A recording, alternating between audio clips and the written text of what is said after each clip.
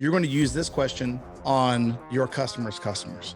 That's how this works. Imagine I'm a genie in the bottle and you're going to rub my bald head and I'm going to grant you whatever marketing miracle that you request of me.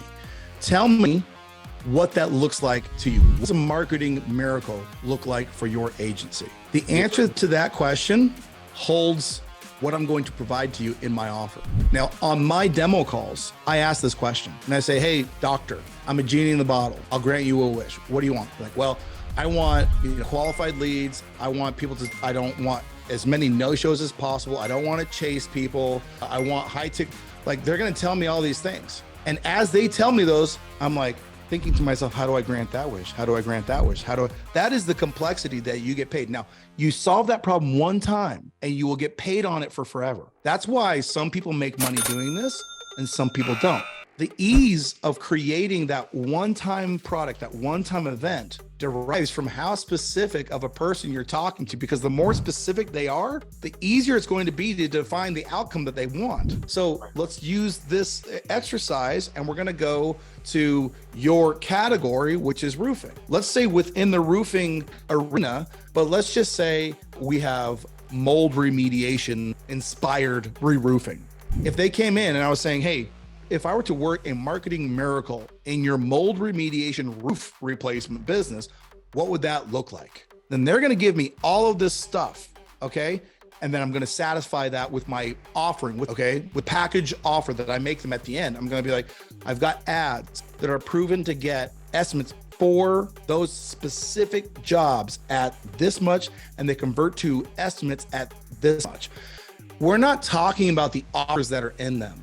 I'm talking about the outcomes that are produced by the package that I do. Now, my package creates this outcome. Here's the terms of what's inside the package. The question is, would you rather have 20 opportunities to pitch that package or 2?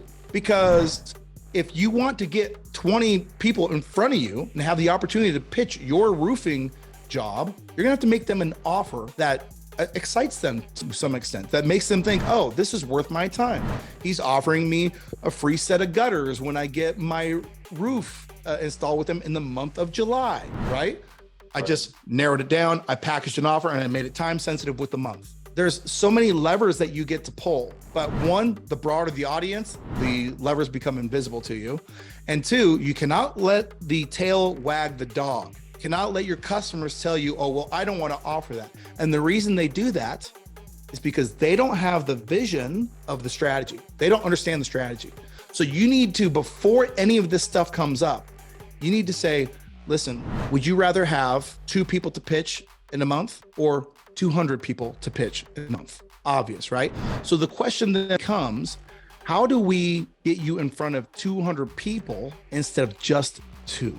Well, we have a strategy. It includes you making an offer where you might go backwards until you go forwards because they want to keep you coming back for that stuff. And then you use an example like, hey, you want to know how Sam Walton blew up Walmart compared to all the other grocery stores? Guess what he did? He put an ice cream machine in front of his grocery stores. In fact, he took out financing to put ice cream machines in front of every Walmart that he did. He went $1,800 in the hole to offer free ice cream, which he lost money on.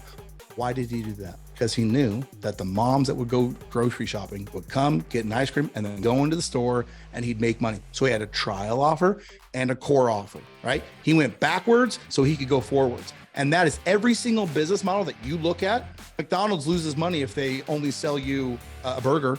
I think they make something like 14 cents when they sell you a burger. But when they said, do you want fries with that? They make $1.25. That's why the slogan is, do you want fries with that, right? Because it's not what you make on the front. Amateurs try and make money on the front. Pros monetize on the back.